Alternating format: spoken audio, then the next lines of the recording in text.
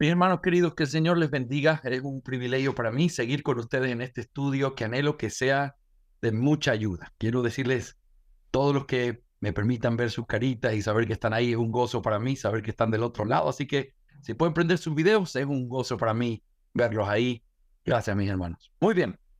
Esta es la clase número 2 de lo que tiene que ver con nuestros principios eclesiológicos. Voy a hacer un recordatorio de 2 minutos solamente para recordar qué es lo que estamos mirando, dónde estamos y para continuar hoy desde donde nos quedamos la semana anterior. Así que voy a compartir con ustedes una pantallita y así podemos graficar y recordar lo que vimos. Está aquí abriendo una pantallita.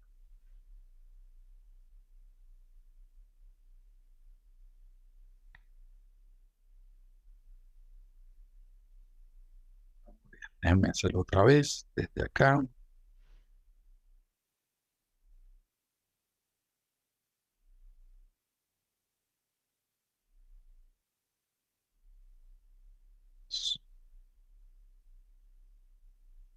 Ok.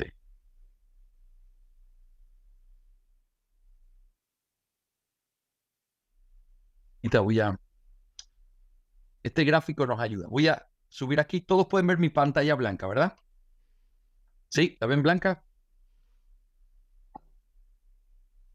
Muy bien, muy bien. Entonces, nosotros vimos que cuando uno hace la pregunta clave, ¿quién tiene las llaves del reino de los cielos?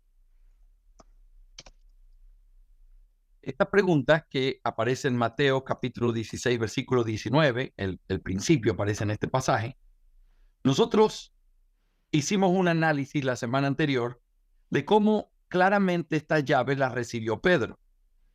Y luego vimos que al decir que Pedro las recibió, surge una nueva pregunta importante. Pedro las recibió, pero las recibió como qué.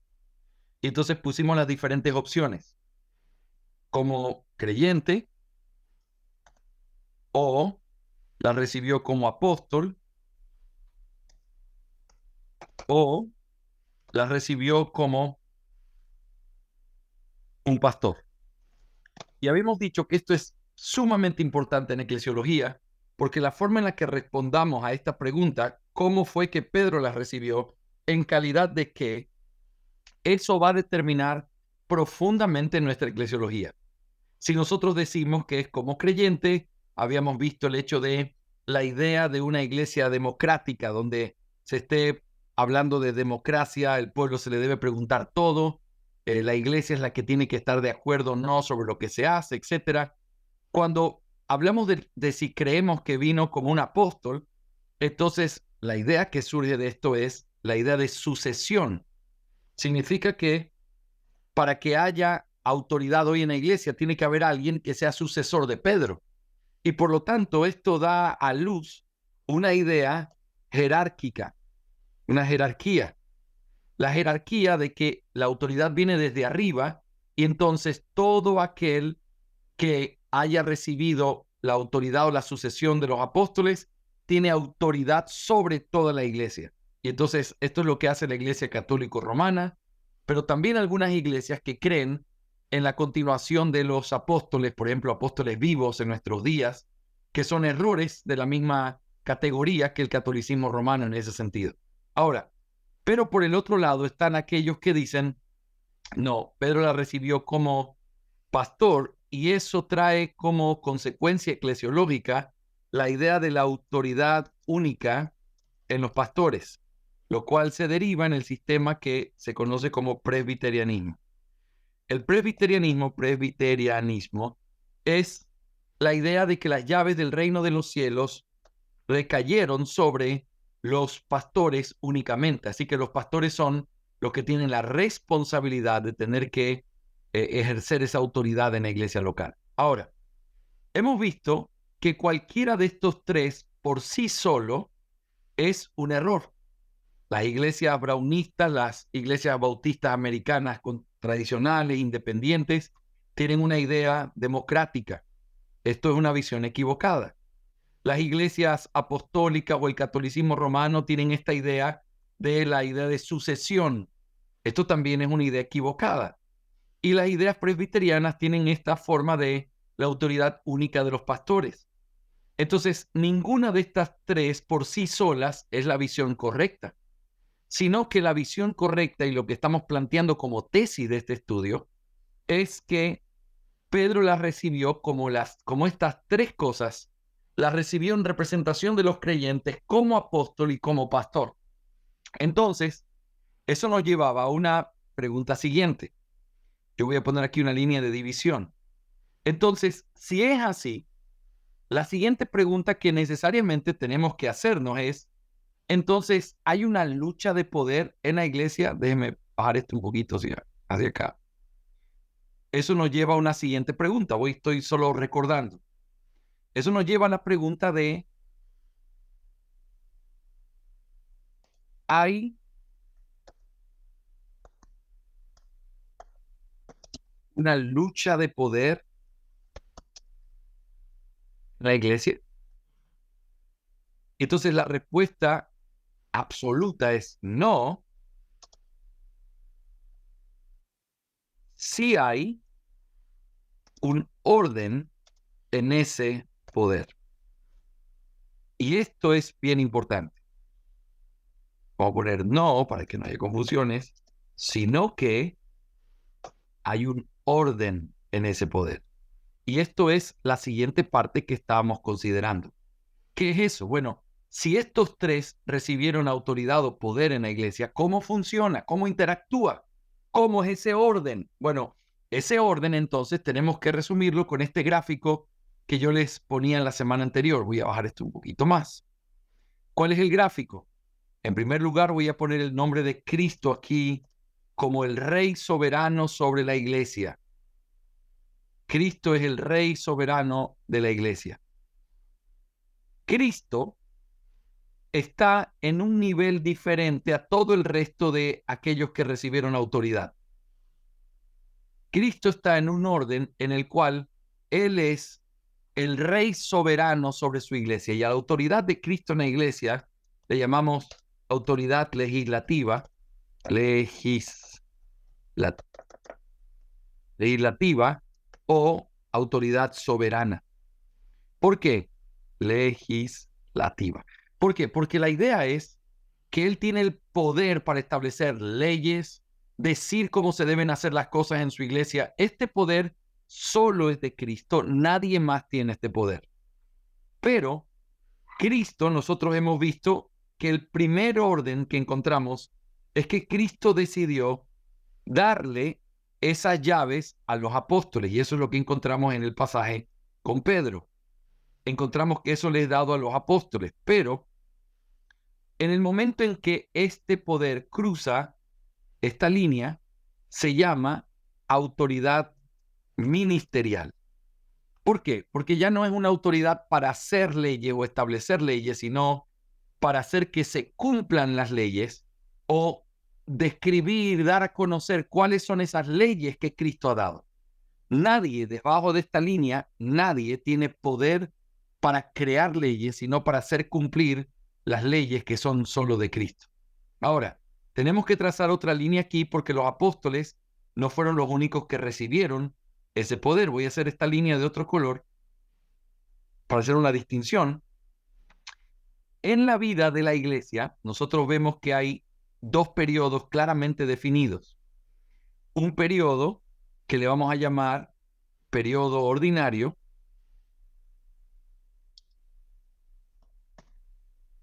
extraordinario primero, extraordinario, y luego el periodo ordinario.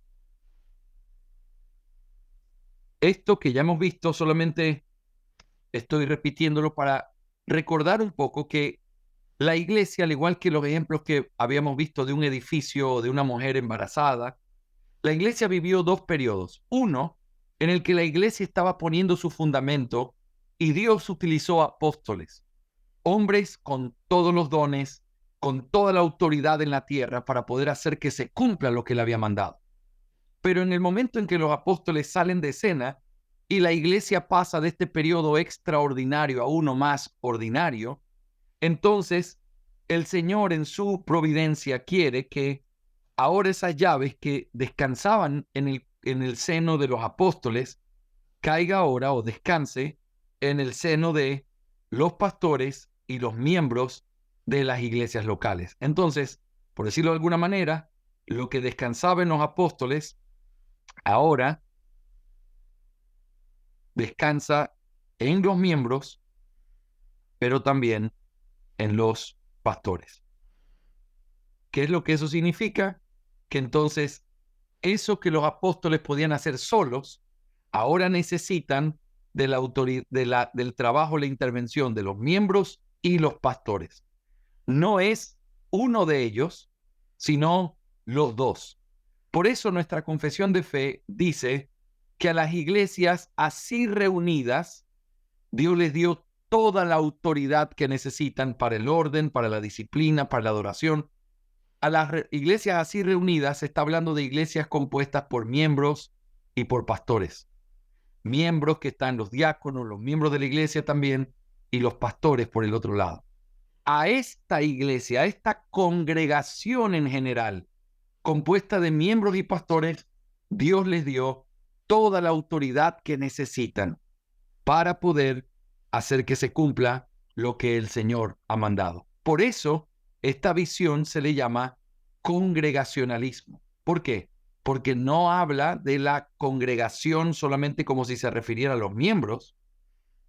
Por eso, esto no se llama presbiterianismo, que es la idea de solo los pastores, sino congregacionalismo, porque se refiere a la congregación como un todo que está compuesta por miembros y pastores. La congregación son todos ellos, no solo los miembros.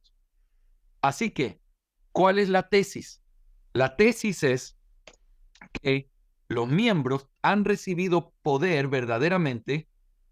Ese poder que han recibido se lo conoce o se lo puede llamar libertad o participación. Y por el otro lado, los pastores han recibido poder también, pero el poder en ellos se lo conoce como autoridad. Y esa autoridad sirve para gobernar la iglesia. Por lo tanto, aunque los dos han recibido las llaves del reino de los cielos, las reciben o en cada uno de ellos lo que significa esas llaves es diferente. Para los miembros es poder o libertad. Para los pastores es autoridad.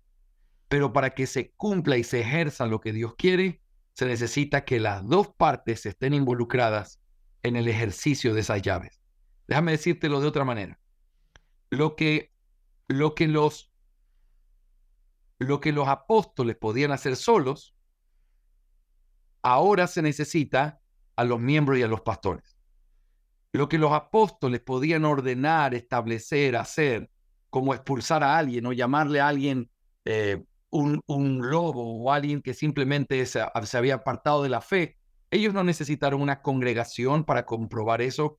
Ellos tenían la autoridad simplemente de hacerlo porque la autoridad de la congregación y de los pastores descansaba en ellos. Pero cuando ellos salen, ese poder se reparte de tal manera que ahora para que se pueda ejercer y desatar el poder de Dios, se necesita de los miembros y los pastores. Esa es nuestra tesis de nuestra clase, ¿ok? Así que les decía, y este es el último gráfico antes de meternos ya en lo que vamos a hacer, esta parte es importante. Entonces, cuando nosotros hablamos de las cosas que una iglesia tiene que hacer, vamos a hablar de la elección de un pastor o diácono. Cuando hablamos de esto, que es parte de la responsabilidad que una iglesia tiene, la pregunta nunca debe ser, ¿quién elige en tu iglesia a los pastores? ¿Quién elige en Gracia Eterna a los diáconos? Esa no es la pregunta. Porque la pregunta se responde con la congregación debe hacerlo. Pero cuando hablamos de la congregación, hablamos tanto de los miembros como de los pastores. Por lo tanto, en la elección de un diácono, los miembros tienen una responsabilidad. y los pastores tienen otra responsabilidad. Pero para poder elegir a un pastor o a un diácono, se necesita que las dos partes participen haciendo lo que cada una de ellas recibió como responsabilidad. Esto es lo mismo en la aceptación, por ejemplo, aceptar nuevos miembros. Esto es parte de las responsabilidades que una iglesia tiene. Otra vez, ¿quién los acepta? No es la pregunta correcta. La congregación los acepta, pero los acepta con el poder que tienen los miembros de participar y la autoridad que tienen los pastores para gobernar. Así que se necesita tanto de los miembros como de los pastores para aceptar nuevos miembros. Lo mismo pasa con la expulsión de miembros impenitentes. Para expulsar miembros impenitentes se necesita la acción de los miembros, que es una libertad o participación, y la acción de los pastores, que es autoridad. ¿Ok? Hermanos amados, quiero saber si esa tesis está clara como el agua, porque en esto es donde nosotros vamos a estar insistiendo y esto es bien importante. Quiero saber si hay dudas o preguntas sobre esto, que es simplemente recordar dónde nos quedamos en nuestra clase anterior. ¿Estamos bien, bien, bien? Muy bien, hágame así si estamos bien, bien, bien. Quiero ver esas manitos. Bien ahí, muy bien, muy bien. Ok. Bien ahí. Esa familia querida me mostró el dedito también de ok. Muy bien. Entonces, muy bien, gracias mi hermana Rocío. Entonces, la clave ahora es que necesitamos entender si se trata de la participación de la iglesia, que tiene libertades, y se trata de la autoridad de los ancianos. La pregunta que ahora nos involucra en nuestro estudio es, ¿cuál es o cuáles son esas libertades que tiene una iglesia? Y luego la pregunta sería, ¿y cómo?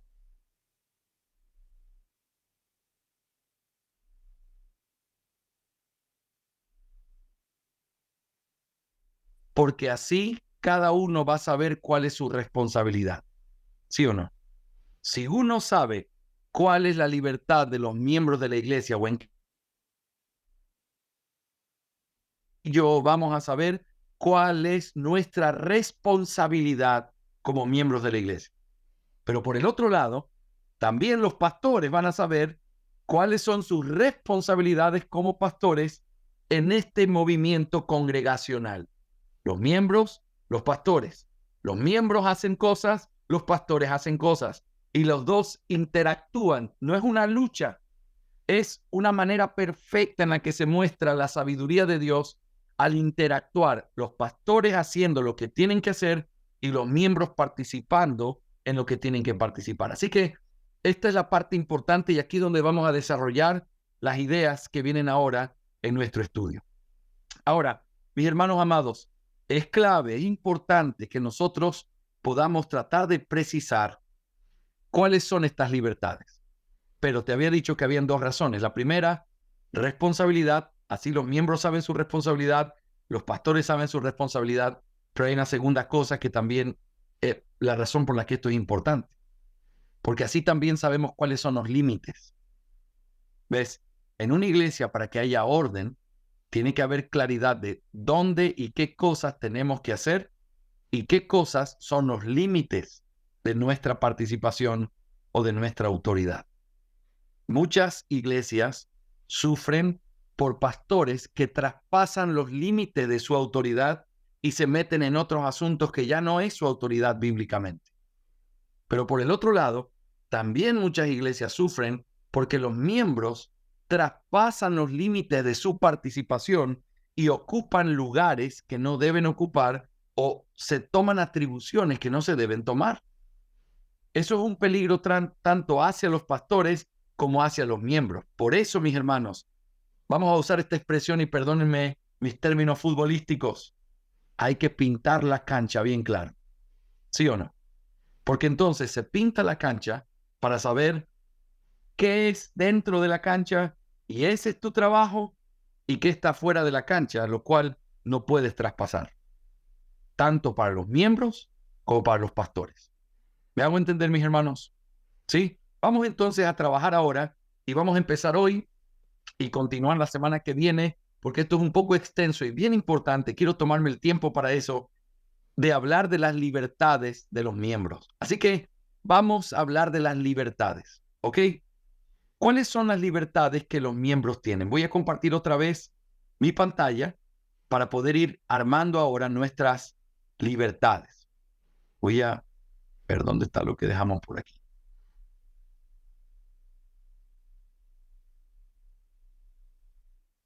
Espera un minutito. Sí, aquí está. Muy bien. Entonces, ¿cuáles son nuestras libertades? Vamos a hablar de eso. Entonces, ya estamos claros con esto. Voy a ir hacia abajo para poder mostrar un poquito la página en blanco. La ven en blanco, ¿verdad? ¿Sí? ¿Todos ven mi página blanca, mis hermanos? Sí, pastor. Sí, ok. Muchísimas gracias. Muchas gracias. Quiero saber que todos están mirando. Ok. Vamos a hablar entonces de la libertad de los miembros de la iglesia. O vamos a poner en plural, las libertades. Las libertades. Algo importante cuando nosotros estudiamos esto es algo que surge, mis hermanos, de lo que Pablo enseña en Gálatas capítulo 5. En esa carta nosotros tenemos algunas particularidades que son bien importantes entenderlas. Nosotros vemos en esa carta, en Gálatas 5 específicamente, Pablo lidiando con un problema súper serio que las iglesias en Galacia tenían. Y eso era que maestros falsos se habían metido y estaban comenzando a enseñar algo que no era lo que Pablo había enseñado. ¿Y qué era lo que ellos enseñaban? Estaban enseñando que para ser salvos se necesitaba no solo la fe, sino también guardar las obras de la ley, circuncidarse, etcétera, y que eso es lo que hacía que una persona pudiera ser salva. Pablo entonces escribe esta carta y la escribe en un tono que todos conocemos, muy firme, diciendo que él está sorprendido de ver cómo tan rápidamente siguieron a estos maestros falsos después de que él les enseñó un evangelio que Cristo mismo se lo había dado. ¿Ok? Todos estamos al tanto de eso. Pero quiero hacerte esta observación. Si nosotros creyéramos que los Gálatas eran víctimas de malos maestros, como ovejitas que no tienen cómo defenderse, entonces la carta de Pablo tendría que haber sido en un tono diferente. Oh, mis hermanos amados, me duele el alma saber que ustedes indefensos están sufriendo esto. Siento tanto en mi corazón, quiero ir a defenderlos yo mismo. Así hubiera sonado la carta, no como una reprensión, sino como un consuelo, porque ellos no pueden hacer nada. ¿Qué pueden hacer si son solo ovejitas que no pueden hacer otra cosa cuando hay falsos maestros? Pero ese no es el tono en el que habla. La manera en la que Pablo se refiere en esa carta es de esta manera. Es como si ellos, teniendo el poder para hacer algo, no lo estaban haciendo. Es como si Pablo estuviera diciendo, ustedes saben que podían haber bajado esos hombres del púlpito y ustedes los dejaron ahí y los escucharon y ustedes no los señalaron como falsos maestros, sino que aceptaron su doctrina falsa. Pablo está hablando de esa manera. ¿Qué es lo que eso nos enseña? Que en esta carta ellos no son inocentes. Ellos no son víctimas. Ellos no utilizaron la libertad que tenían. Y ahí es donde Pablo utiliza las palabras de esta famosa expresión, hermanos, pero ustedes a libertad fuisteis llamados, no como aquellos que usan la libertad para vivir en libertinaje, no, pero a libertad fuisteis llamados. La idea que está detrás de este concepto eclesiológico es que la iglesia ha recibido libertades que tiene que usarlas, porque así como tiene el privilegio de participar de la enseñanza y escuchar lo que otros enseñan, la iglesia tiene una llave, que es la llave de comprobar o participar en el ministerio de la iglesia. Nunca se olviden de eso. Este poder que la iglesia recibió se le llama participación o comprobación. ¿Qué significa esto? Que la iglesia tiene la facultad de poder comprobar si lo que se está haciendo es conforme a la palabra de Dios y de participar activamente en la vida de la iglesia, en las cosas que Dios le ha dado como responsabilidad. ¿Cuáles son esas cosas? Quiero entonces empezar considerando algunas de ellas, las que nos dé el tiempo hoy para hacerlo, pero quiero que pienses conmigo en lo que esto significa. Vamos a ver en primer lugar la primera libertad que la iglesia recibió. Se llama, voy a poner aquí otra vez donde estábamos, se llama la libertad para comprobar las cualificaciones y requerimientos bíblicos en un candidato al ministerio.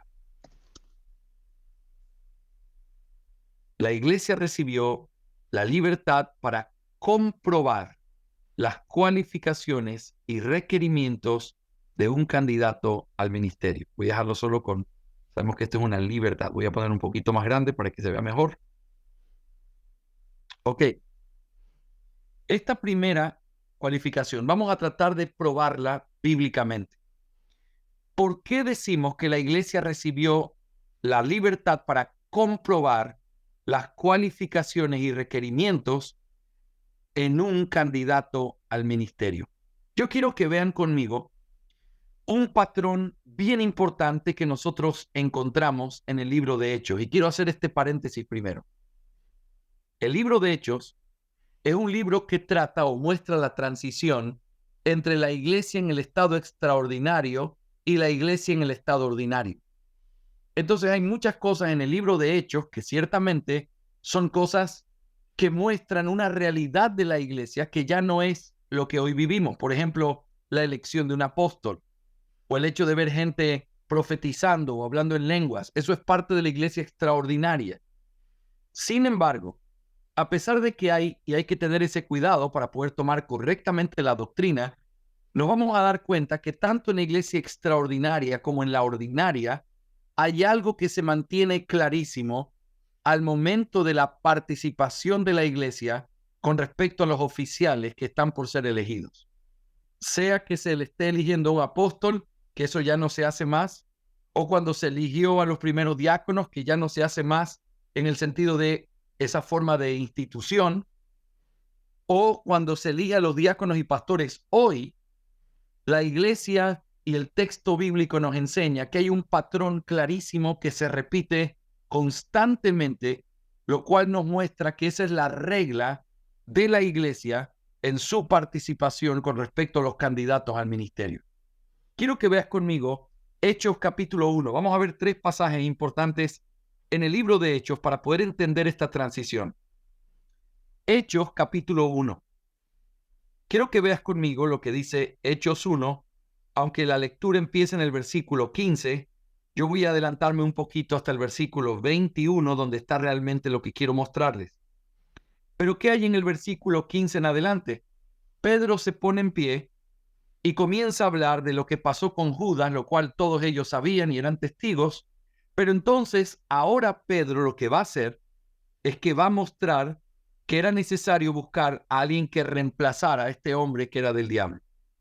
Y que tenía que venir uno en medio de los 11 apóstoles para que pueda suplir ese lugar que había quedado vacío.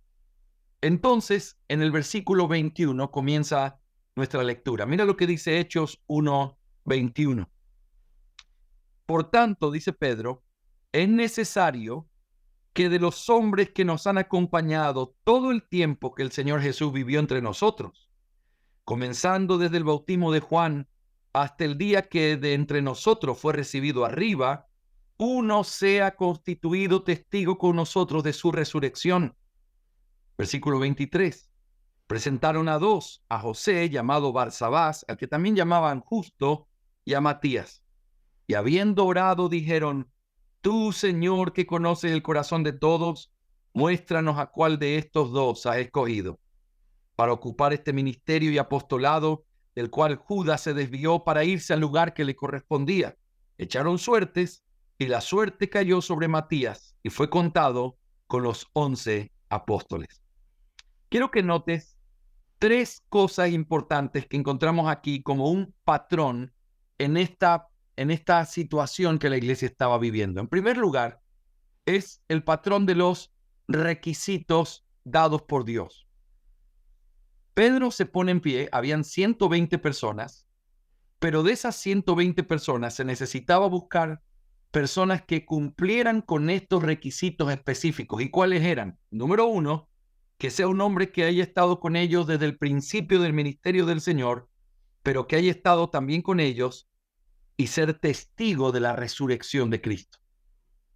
Esas son cualificaciones claras que, por cierto, no todos los 120 que estaban ahí las cumplían, pero se pone aquí cuáles son los requerimientos bíblicos para esta función. La segunda cosa que quiero que notes es el hecho de cómo empieza el versículo 23. Presentaron a dos. Presentaron a dos. ¿Sabes cuál es el punto aquí? ¿Quiénes son los que presentaron y a quién presentaron estos dos? Bueno, la respuesta es presentaron, está hablando de algo que la congregación hizo. Esos 120 que estaban reunidos son los que presentaron a estos dos. Los presentaron a la autoridad que eran los apóstoles ahí. Así que tú puedes ver aquí los tres principios. Primero, cualificaciones bíblicas. En este pasaje, haber estado con los discípulos desde el principio del ministerio del Señor y ser testigo de su resurrección. En segundo lugar, ves el patrón de que es la iglesia quien mira, comprueba quiénes son los hombres que cumplen con esos requisitos. Y en tercer lugar, después de que los encuentran, los traen delante de los apóstoles o de la autoridad para que ellos puedan escoger o hacer el proceso para que sean puestos en el ministerio. Es interesante y otra vez, aquí claramente es algo que ya no se hace, como es la elección de un apóstol y sobre todo el hecho de elegirlo por la suerte. Sin embargo, el patrón está claro. Estas tres cosas son claras. Requisitos dados por Dios, la elección que hace el pueblo y lo traen a la autoridad para que les impongan las manos o los pongan en el oficio. Mira este mismo patrón en Hechos capítulo 6. En Hechos 6 está la institución y los primeros diáconos que la iglesia tiene por causa de la necesidad que se abrió de que las viudas de unos estaban siendo desatendidas.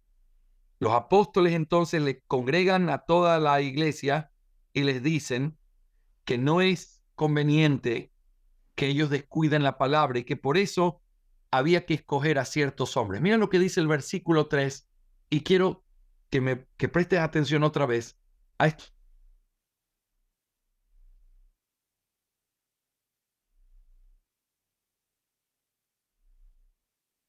Escoged de entre vosotros 7 hombres de buena reputación, llenos del Espíritu Santo y de sabiduría, y nosotros nos entregaremos a la oración y al ministerio de la palabra. Versículo 5, mira la segunda cosa o el segundo patrón ahí. Lo propuesto tuvo la aprobación de toda la congregación y escogieron a Esteban, un hombre lleno de fe y del Espíritu Santo, y a Felipe, a Prócoro, a Nicanor, a Timón, a Parmenas y a Nicolás, un prosélito de Antioquía, a los cuales presentaron ante los apóstoles y después de orar pusieron sus manos sobre ellos. Quiero que notes los tres mismos principios que vimos en Hechos 1, también están en Hechos 6. Número 1, están los requisitos. Los apóstoles en el versículo 3 dan los requisitos. ¿Cuáles son? Mira el versículo 3. Hombres de buena reputación, llenos del Espíritu Santo y de sabiduría, a quienes se les puede encargar esta tarea. Ahí están las cualificaciones. No todos las cumplían, pero en segundo lugar, vemos el siguiente patrón. La congregación comprueba quiénes son estos hombres que cumplen con estas responsabilidades. Y entonces ellos traen a 7, a Esteban, a Felipe, a Prócoro, a Nicanor, a Timón, a Parmenas y a Nicolás. Pero en tercer lugar, la congregación, después de reconocer esto en ellos, los trae para que puedan ser impuestas las manos de los apóstoles sobre ellos para poder ponerlos en el ministerio. Otra vez, estos tres principios claramente establecidos. Los requerimientos los pone Dios. El reconocimiento o la comprobación de estas cualificaciones lo hace la congregación. Y luego, los apóstoles o los pastores o la autoridad de la iglesia impone las manos para poder tomar esto y ponerlos al ministerio. La imposición de manos implicaba estar de acuerdo. La imposición de manos implicaba que estaban de acuerdo y que daban su bendición sobre el proceso también. Así que estas tres cosas las vemos también en el Nuevo Testamento, a lo largo del Nuevo Testamento. Quiero que veas un texto más en el libro de Hechos, que es Hechos capítulo 14, y vamos a mirar el versículo número 23. Hechos 14, 23. En este pasaje, lo que es explícito en Hechos 1 y 6, aquí es implícito, pero de una manera muy interesante. Hechos 14, versículo 23. Después que les designaron ancianos en cada iglesia, habiendo orado con ayunos, los encomendaron al Señor en quien habían creído. Nota la expresión después que les designaron ancianos. Si tú ves la palabra designar en el texto griego, es una palabra que significa elección por el levantamiento de manos. Se elige por el levantamiento de manos. ¿Y cuál es la idea? ¿Qué es lo que está implícito en esta palabra? Bueno, lo que es explícito en estos otros textos. Para que haya una elección por levantamiento de manos, en primer lugar, tienen que haber requerimientos de qué es lo que se está buscando. En segundo lugar, lógicamente, el levantamiento de manos es algo que hace la congregación. Y en tercer lugar, ellos los encomendaron al Señor.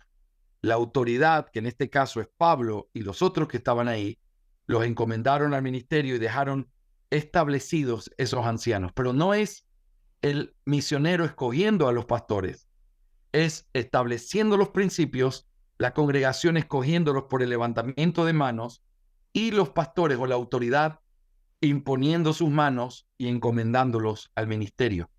Este pasaje es sumamente importante porque tiene implícito lo que es explícito en Hechos 1 y Hechos 6. Hermanos, en el Nuevo Testamento nosotros tenemos estos mismos principios.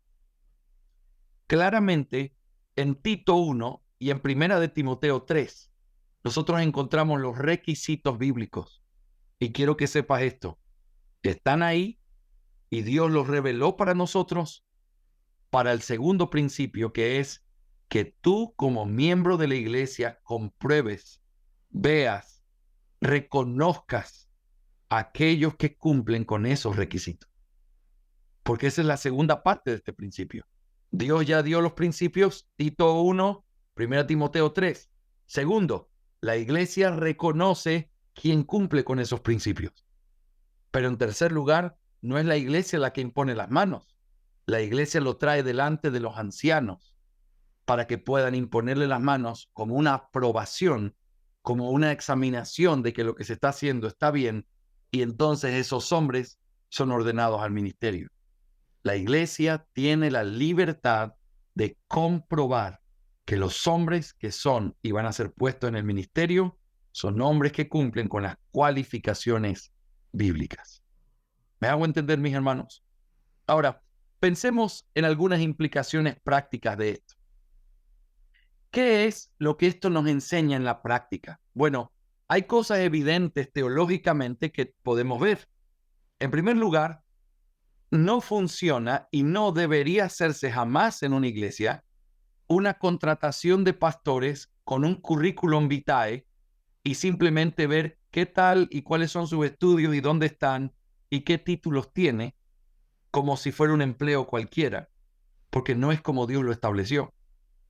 Y aunque ustedes saben, o la mayoría de ustedes saben, yo dirijo un seminario, está muy bien estudiar en un seminario, pero un seminario no te gradúa como pastor.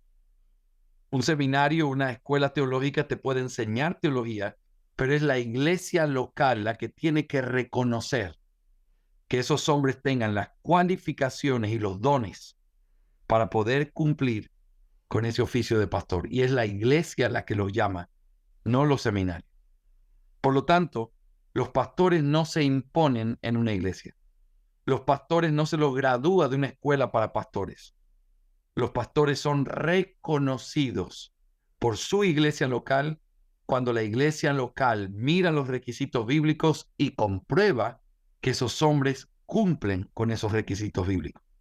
Por lo tanto, si vamos a llamar un pastor en nuestra iglesia Gracia Eterna, perdónenme que me haga como de ustedes, pero así me siento. Si vamos a llamar un pastor en Gracia Eterna, no puede ser alguien que nosotros no conozcamos. No puede ser alguien que nosotros no sepamos cuáles son sus cualificaciones, o cómo gobierna su casa, o si es un hombre íntegro en la parte sexual, o si es un hombre sin doblez. No podemos.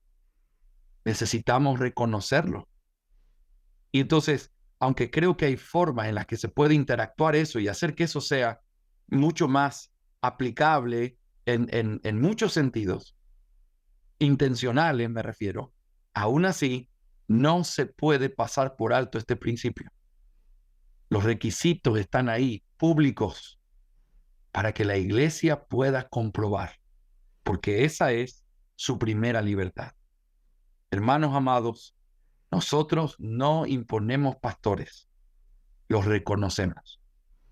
Y el reconocimiento demanda algunas cosas bien importantes. Y quiero que me dejes hablarte de 2 o 3 cosas aquí. En primer lugar, si ustedes son los que tienen que reconocer estas cualidades en un hombre, entonces no podemos ser inmaduros espiritualmente ni quedarnos como bebés espirituales, porque ser miembro de una iglesia te demanda aprender a crecer, avanzar, tener discernimiento.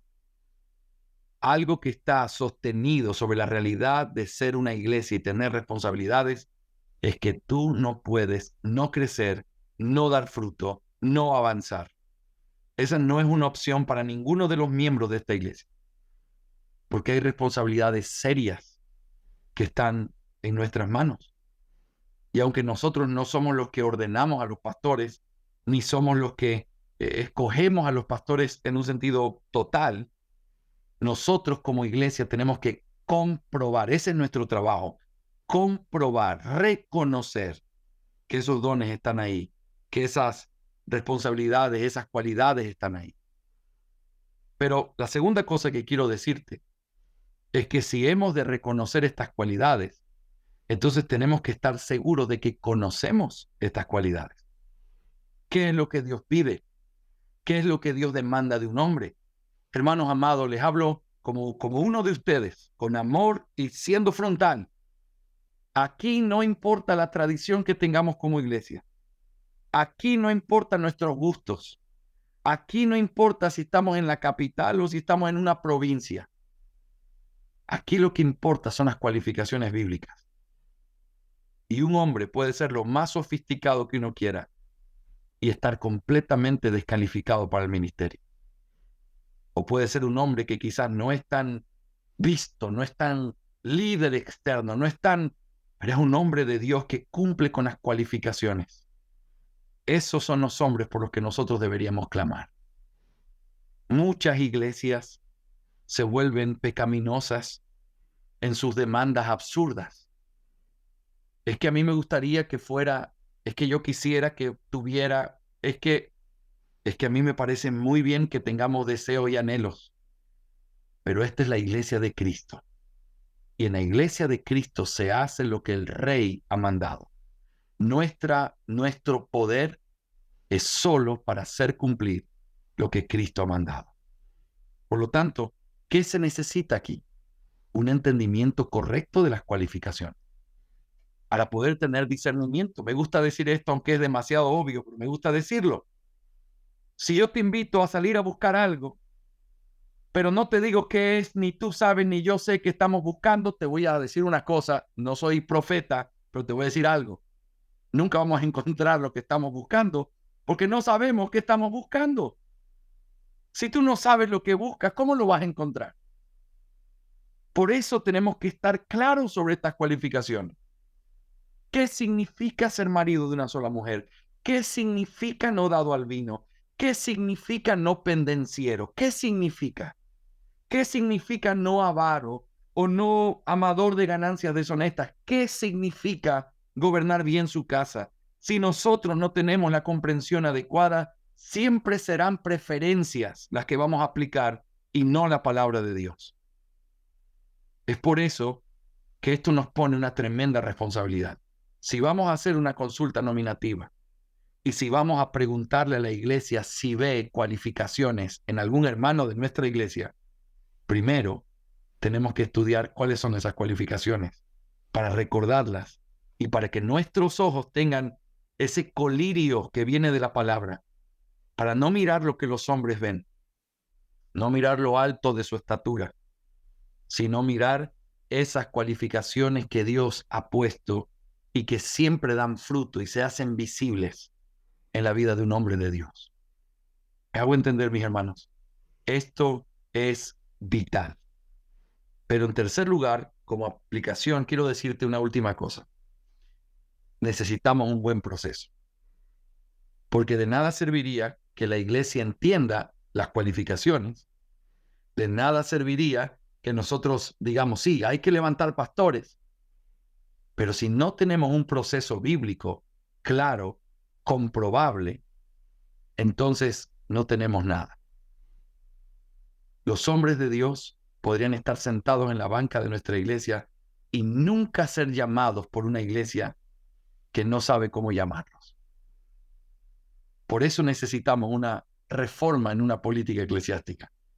Por eso necesitamos claridad sobre este tema que estamos hablando. Porque, mis hermanos, no solo hay que saber cuáles son las cualificaciones. La orden directa del apóstol Pablo es esta en 1 Tesalonicenses 5. Reconoced a los que están en medio de vosotros y os presiden en el Señor. Y el reconocer demanda tener un proceso para hacerlo. ¿Cómo reconocemos a esos hombres en nuestra iglesia hoy? ¿Quién los reconoce? ¿Cómo se hace? Esas son preguntas que tenemos que responder si queremos tener una eclesiología sólida, clara, bíblica, de manera que pueda tener paz en el corazón de todos. Y que cuando se elija un pastor, no digan, yo ni sé quién es ese hombre. Eso sería un terrible pecado. Sino, este es el hombre por el que hemos orado, al que hemos reconocido y al que ahora llamamos pastor. Que el Señor nos ayude a poder hacer un buen proceso, comprobable, que traiga paz al alma. Hermanos, cuando uno hace bien esto, lo único que hay en el corazón de los hermanos es gozo. No hay nada más después de eso. Gozo, paz de saber que hemos hecho las cosas como Dios quiere. Así que gloria al Señor por eso. Y gloria al Señor porque nos permite pensar en estos temas tan importantes. ¿Ok? Cerramos ahí esta primera libertad. Estamos analizando libertades.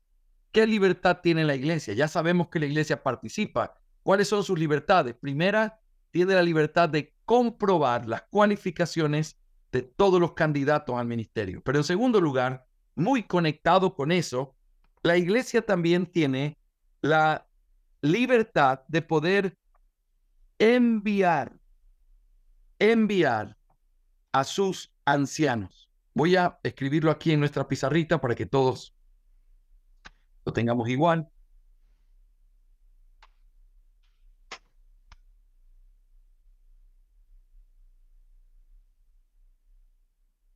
Muy bien, no solo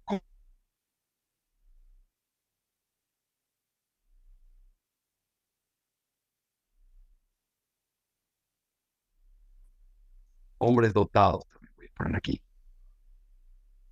Muy bien, ¿qué significa esto? Hermanos amados, una de las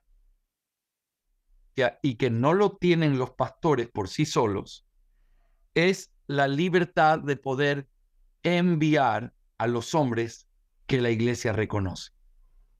Cuando hablamos de enviar, Estamos hablando de algo que se hace con la autoridad de la iglesia, porque los pastores y la congregación reconocemos que los hombres que están siendo enviados están yendo con un reconocimiento bíblico. Tristemente, y déjenme decir esto con mucho cuidado, pero con claridad, tristemente hay mucho pragmatismo en la iglesia cristiana evangélica de hoy. ¿Cómo se empieza una iglesia? Un hombre va a un lugar y empieza una iglesia en su propio nombre o con el apoyo de otros hombres, pero sin ninguna iglesia reconociendo a ese hombre. Si yo quiero enviar a alguien, vamos a imaginarnos que tengo a Álvaro aquí viviendo conmigo, Álvaro y Yadira, y entonces están viviendo aquí en Santo Domingo, y yo reconozco a Álvaro como un hombre de Dios. Yo digo, ese hombre sabe la palabra, etcétera. Digamos que yo veo todas las cualidades en él, porque vivo con él, porque mi responsabilidad como pastor es darle la oportunidad a la iglesia que la iglesia pueda conocerlo. Y quizás en una reunión formal les digo, hermanos, nuestro hermano Álvaro, que es un miembro de esta iglesia, es un hombre que yo creo que ha sido cualificado para el ministerio. Y me gustaría saber qué es lo que ustedes piensan al respecto. Si alguien tiene alguna duda o algo, hable conmigo. Y entonces comenzar un proceso en el cual la iglesia pueda verlo, reconocerlo. Y si llega el momento en el que la iglesia lo reconoce a través de los procesos, que ya hablamos de eso en el punto anterior, de un buen proceso, y Álvaro es enviado a plantar una iglesia en Piura o aquí en Ecuador en algún lado, ese hombre va, pero no va en su nombre o en el nombre de una organización. Él va con la autoridad de su iglesia local que lo encomendó a través de la encomendación de sus pastores. Y ese hombre está bajo su gestión, bajo la autoridad de su iglesia local. Y no es un pastor todavía, porque pastor sería si se quedara con nosotros y lo reconocemos como pastor. Pero si lo enviamos en esa función como misionero, como un hombre dotado para predicar, cuando ese grupo se forme como una iglesia y tenga su propia membresía, si ese grupo lo reconoce como su pastor, entonces Álvaro se va a convertir en un pastor. Pero no es que nosotros enviamos pastores y se crean iglesias teniendo ya pastores en medio primero. Se envían, puede ser pastores, pero de mi iglesia hacia Piura. Y lo que hay en Piura no es una iglesia. Y Álvaro no sería el pastor de esa iglesia. Es el hombre encargado de esa misión. Cuando esa misión se convierte en una iglesia y con la facultad que tienen, llamen a Álvaro como pastor, él se convierte en el pastor de esa iglesia y deja de ser miembro de nuestra iglesia. Y esa misión es una iglesia hermana ahora.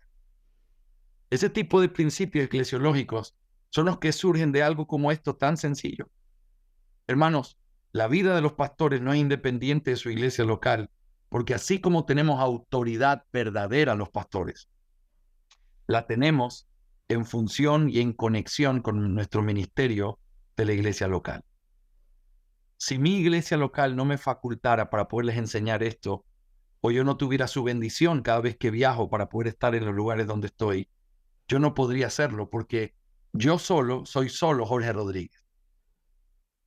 Pero cuando soy comisionado por mi iglesia, soy un pastor enviado por ella. Y eso es lo que hace la diferencia en el orden, en la forma en la que nosotros debemos tratar de entenderlo. Ahora, esto es algo que los pastores dirigen, y ya vamos a ver eso cuando lleguemos a ese punto. Pero la iglesia tiene la responsabilidad de comprobar y dar su bendición al decir, ese hombre es un hombre que cumple con las cualificaciones. Nosotros lo reconocemos. Pastores, envíenlo con nuestra bendición también.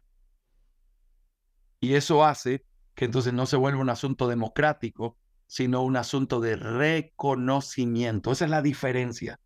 Reconocimiento. Eso es lo que hace la iglesia local.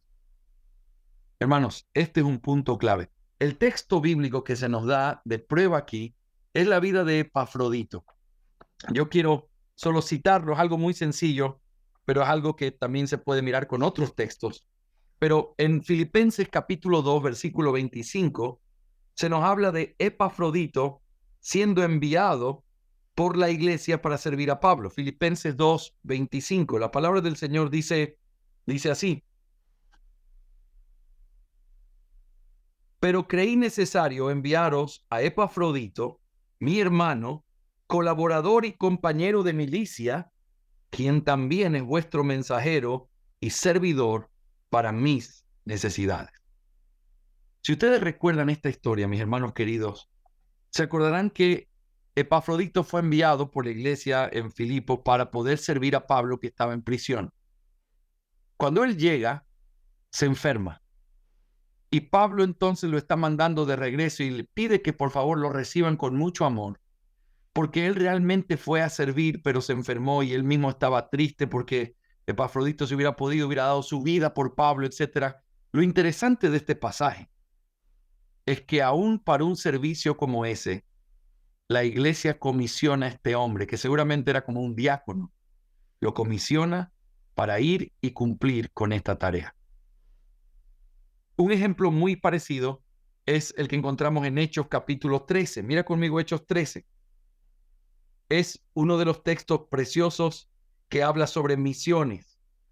En Hechos 13 se habla de la iglesia de Antioquía. Dice el versículo 1 de Hechos 13: en la iglesia que estaba en Antioquía había profetas y maestros: Bernabé, Simón llamado Níger, Lucio de Cirene, Manaén, que se había criado con Herodes el tetrarca, y Saulo.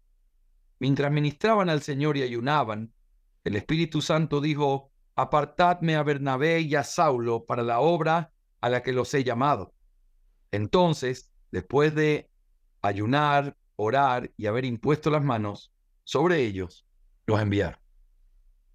Noten cómo la iglesia envía a Pablo a este viaje misionero y también a Bernabé, pero es oración, ayuno, reconocimiento, imposición de manos y enviar. Todo lo que ven ahí es un proceso formal, es un proceso serio, donde la iglesia participa.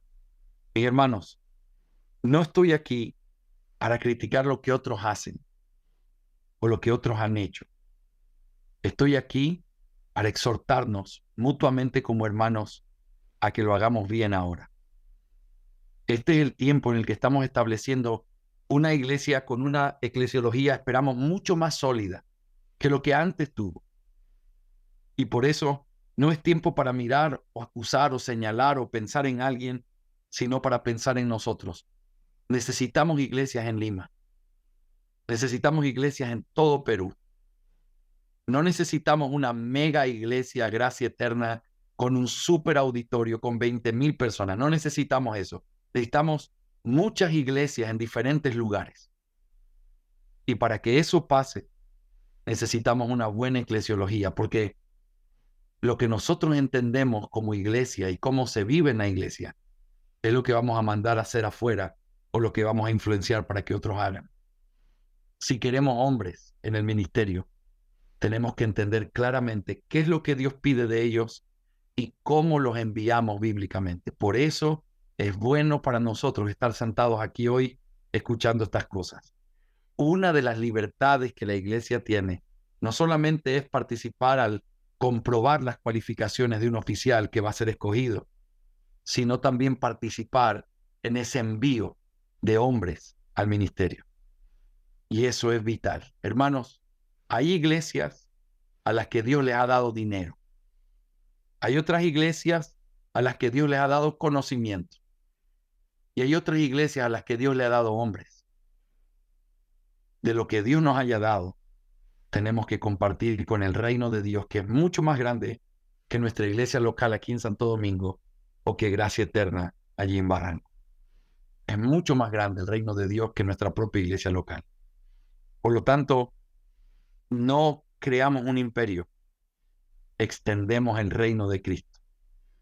Y para hacerlo bien, formamos hombres bien y los enviamos bien con una iglesia que está detrás de todo ese reconocimiento y de todos aquellos a los que vamos a enviar. Amén, mis hermanos. Que esto sea un desafío, que sea de ánimo para nosotros. Y quiero repetirte otra vez. ¿Sabes cuál es la implicación más importante de todo esto? No te puedes quedar atrofiado espiritualmente. no puedes ser un enanito espiritual. Necesitas crecer, necesitas tomar decisiones, necesitas ser parte de una manera intencional. Y eso es lo que implica ser miembro de una iglesia así. En tercer lugar y último en esta noche, hay una libertad muy importante que es la libertad relacionada con la aceptación de miembros en la iglesia. Y Cotton, que es quien escribe este libro que estamos analizando y que estamos pensando que se llama Las llaves del reino, estamos pensando este tema eclesiológico a partir de aquí, él dice que la iglesia tiene la libertad de proponer cualquier objeción justa contra los que se ofrecen para ser admitidos a su comunión o en los sellos de la misma. Es decir, la iglesia tiene la libertad, voy a poner aquí, tiene la libertad de proponer objeciones justas contra aquellos que son o que van a ser reconocidos como miembros. La iglesia tiene la libertad de proponer objeciones justas contra aquellos que van a ser reconocidos como miembros. ¿Qué significa eso? Estamos aquí hablando específicamente de cuando una iglesia recibe miembros. Cuando una iglesia recibe miembros, los pastores llevan el liderazgo, hacen cuáles son los procesos, el curso, qué es lo que tienen que hacer, la entrevista, todo eso está perfecto y así debe ser. Pero los pastores deben saber que para que alguien sea recibido en la congregación como un hermano, como un miembro, es necesario que la iglesia sienta la libertad de proponer objeciones justas, si es que las hay, al momento de recibir a alguien. ¿A qué me refiero con esto? Si alguien va a ser recibido como miembro en nuestra iglesia, entonces yo como miembro tengo la responsabilidad de saber y tener la paz de que ese hombre es un creyente. Hay un principio bíblico claro sobre este tema que quiero compartir con ustedes. Y de hecho son dos ejemplos muy claros que nos da la palabra de Dios. Miren en primer lugar Hechos capítulo 9, versículos 26 y 27. Hechos 9, 26 y 27.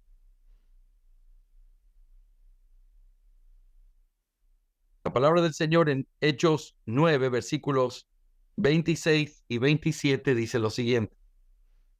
Cuando llegó a Jerusalén, está hablando de Pablo recién convertido, trataba de juntarse con los discípulos y todos le temían, no creyendo que era discípulo. Pero Bernabé lo tomó y lo presentó a los apóstoles y les contó cómo Saulo había visto al Señor en el camino y que él le había hablado y cómo en Damasco había hablado con valor en el nombre de Jesús. Y estaba con ellos moviéndose libremente en Jerusalén, hablando con valor en el nombre del Señor. ¿Cuál es la escena aquí? Imagínate a este que ha matado a tantos cristianos, de pronto llegar el domingo o estar en medio de la comunión de los hermanos. Era legítimo que los hermanos le tuvieran miedo. Este se está haciendo. Lo que él va a hacer es que va a sacar, ya mismo salen los guardias en cualquier lado. Miren por las puertas, no se junten con este. Tú y yo hubiéramos tenido miedo también. Pero ¿sabes qué pasa ahí? No se podía forzar a que la iglesia lo aceptara como miembro o que lo reconociera como cristiano. Y entonces fue necesaria la intervención de Bernabé. Este hombre es una bendición.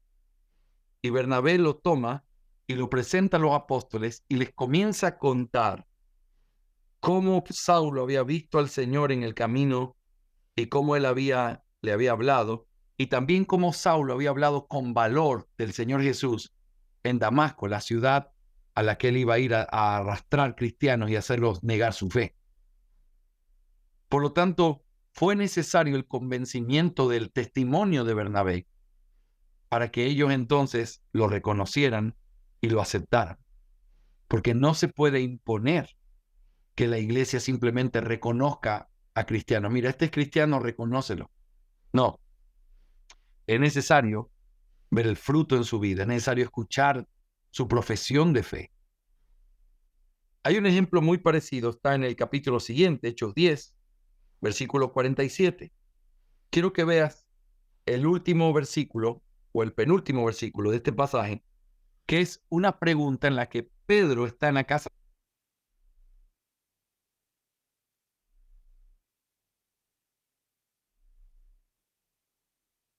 ¿Han bautizado estos que han recibido el Espíritu Santo lo mismo que nosotros? Me encanta este texto. Pedro está en un lugar donde él no quería inicialmente estar, está en la casa de un centurión romano, predicó la palabra, el Señor salvó a esa gente, se dieron cuenta de eso porque comenzaron a hablar en lengua y se dieron cuenta que el mismo espíritu que había estado en ellos en Pentecostés, ahora hacía hablar en lengua a estos gentiles. Y por cierto, eso era necesario porque Dios estaba mostrando cómo su beneplácito se abría y la iglesia entendió, es decir, tenían principios redentores, el hecho de que hablaran en lenguas. Ahora, ellos hablan en lenguas, están convencidos de que entonces son cristianos, pero Pedro no impone el hecho de decir, bueno, ahora vamos a bautizarlos, sino que él hace la pregunta apelando a sus conciencias. ¿Hay algo que impida que estos hombres sean bautizados, ya que han recibido el Espíritu igual que nosotros? El hecho de que él haya preguntado muestra que él estaba buscando la aprobación de aquellos que estaban con él. Era un tema complejo. Eran judíos los que estaban ahí mirando cómo gentiles ahora estaban siendo recibidos, pero él les pregunta, ¿sería legítimo no bautizarlos? No, no, no, no, no, Pedro, no, hay que hacerlo. Ellos recibieron el Espíritu como nosotros. Y esa es la misma idea o el mismo principio que está detrás de lo que estamos mirando aquí. A la iglesia no se le puede imponer, se le puede mostrar, se la puede convencer a través del testimonio de otros que conocen a esta persona. Pero eso me lleva a algunas aplicaciones prácticas y finales sobre este punto en particular. La primera cosa práctica que quiero decirles tiene que ver con la idea de que aquí nosotros vemos a un principio que demanda una iglesia comprometida. Déjame hacerte esta pregunta. ¿Cuál es tu primera reacción cuando alguien nuevo llega a la iglesia? Déjame hacerte otra pregunta.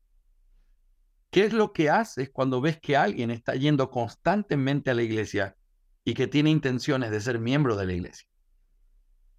¿Sabes? No sé cómo es tu temperamento. Puede ser que seas de los que saluda a todo el mundo o te da vergüenza incluso regresar a mirar a alguien. Sea lo que sea tu temperamento, quiero que sepas esto. Es nuestro deber el participar activamente en el reconocimiento de nuestros hermanos. Y toda iglesia, todo miembro de la iglesia debería ser activo en conocer quiénes son los que nos visitan, de dónde vienen, cuál es su nombre, pero no como alguien que está investigando, no como alguien que quiere desanimar el hecho de que venga a la iglesia. Ya tenemos suficientes problemas, no vuelva. Eso es absurdo. ¿Cuál es el principio? Oye, qué alegría que estés aquí. ¿Cuál es tu nombre? ¿De dónde vienes? Veo que vienes hace 3 semanas, me gozo tanto en eso, qué alegría. ¿Qué te ha parecido la iglesia? Oye, ¿puedo invitarte a tomarnos un café el próximo domingo después del culto?